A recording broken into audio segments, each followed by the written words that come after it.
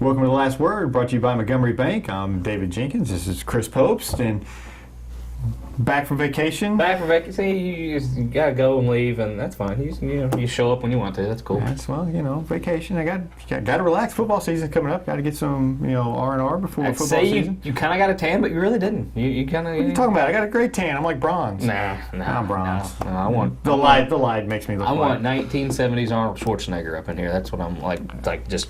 This color. I only had a week at the beach, not a year. Just saying, could have spent all that time on the beach. Now you gotta be. I was on it. Holed up in the hotel, just probably sitting there doing this.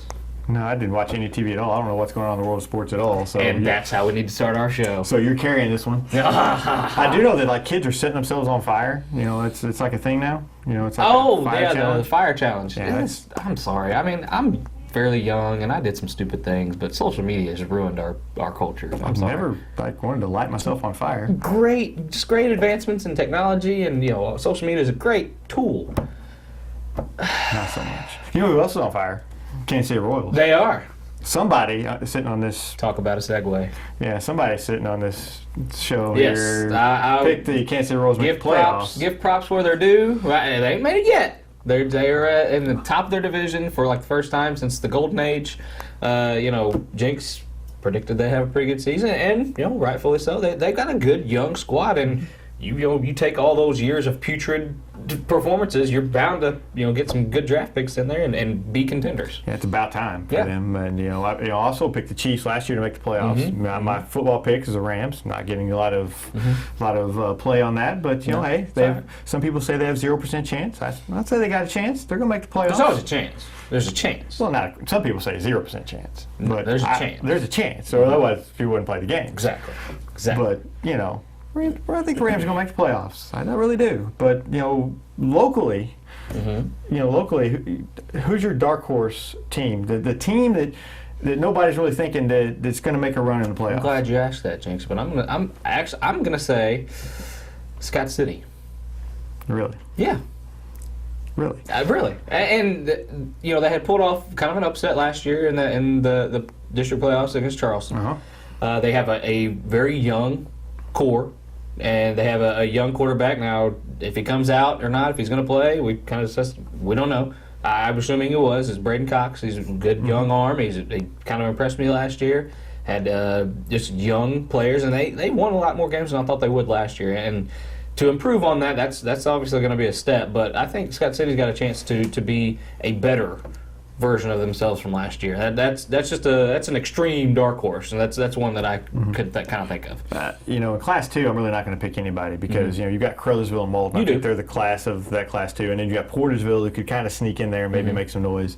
But I think they're the 3 in Class 2. I think the team I'm thinking of is maybe Poplar Bluff. We don't hear about it. We were talking about it. We don't hear anything about Poplar Bluff. They have a paper over there, but and they do a great job covering them. But we just never hear anything over this way. And I know that they've got their good running back, and I can't say his name. I'll let you go ahead and. It's like why? Why? Because I can't say it. I'm gonna do the Elaine Below and just give him a nickname. Biggie. Biggie? Well, I think it's like Big Guy or something. It's spelled weird, but you just say B-I. I think it's just G or Guy or something. Yeah, I don't know. Anyway, the kid Guy can run. He's got and we failed to mention him in our preview about maybe being a contender for the Carr Trophy. He's somebody that can be a contender, and he set all kinds of records at Poplar Bluff last year. And he's back this year. 1,700 yards, I believe, something like that. They returned most of their specialty players. They returned the quarterback and Cameron Misner.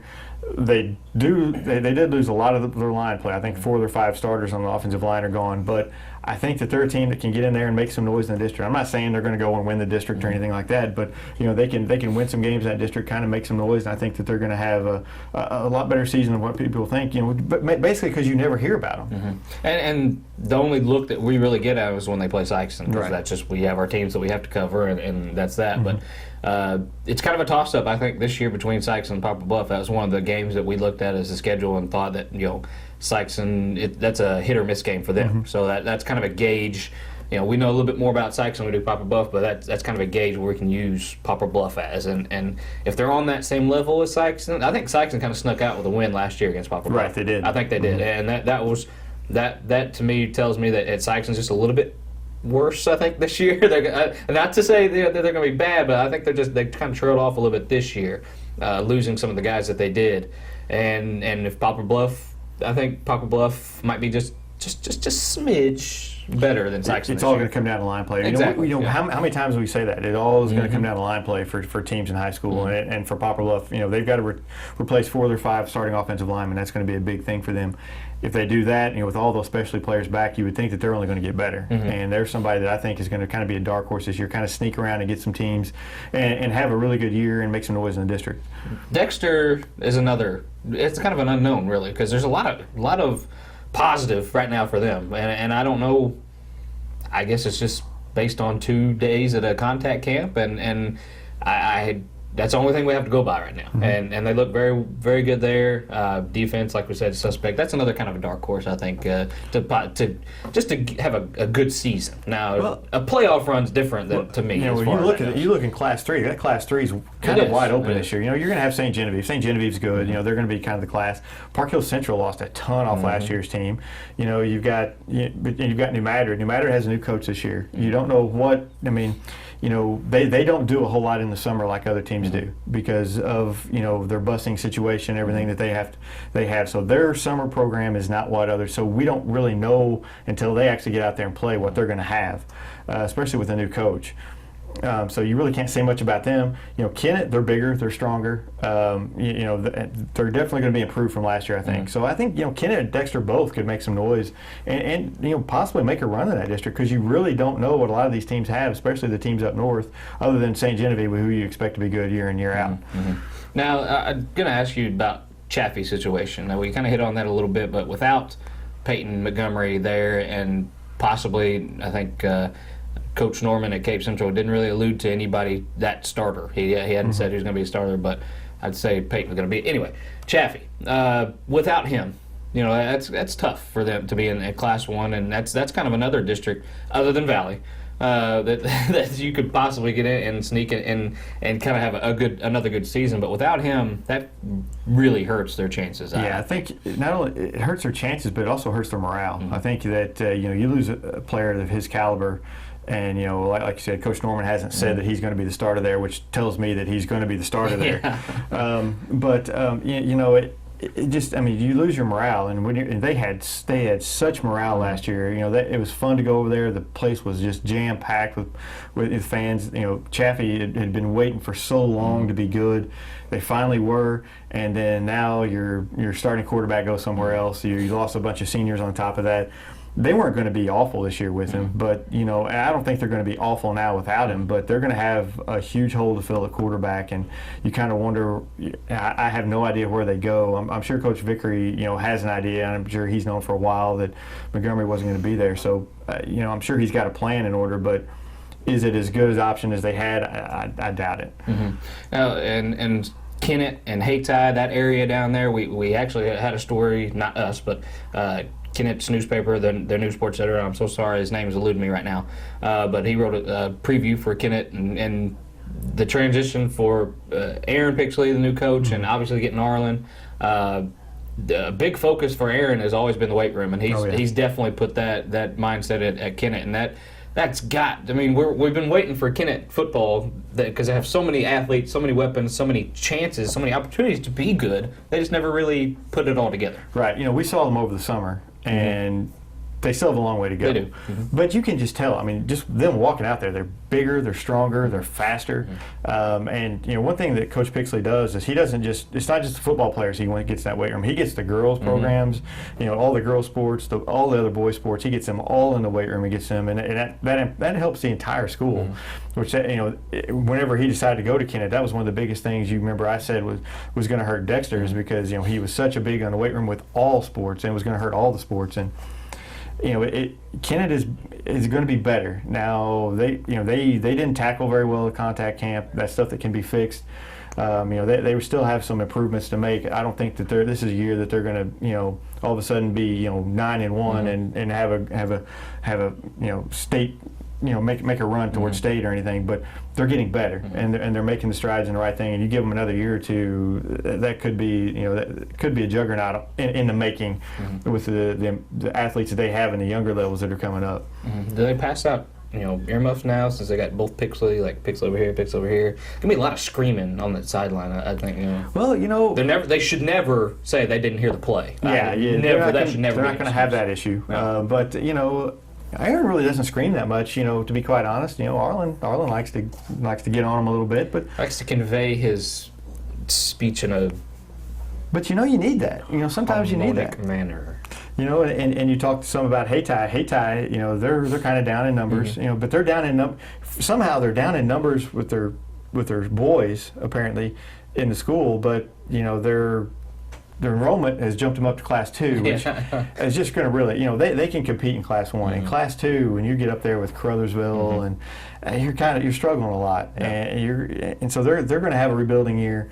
They have a lot of young kids. I think they had 4 freshmen and 4 sophomores last year. They kind of relied on. They're kind of going to, they're a year older, so they're going to be better. But at the same time, it's going to be tough for them. And I think they only have 25 players. They're going to be low on numbers. I think Charleston, is going to be relying on a lot of younger players also. They don't have many numbers as well. So they're kind of going to be in the same issue. But both of them have good coaches. So we'll see.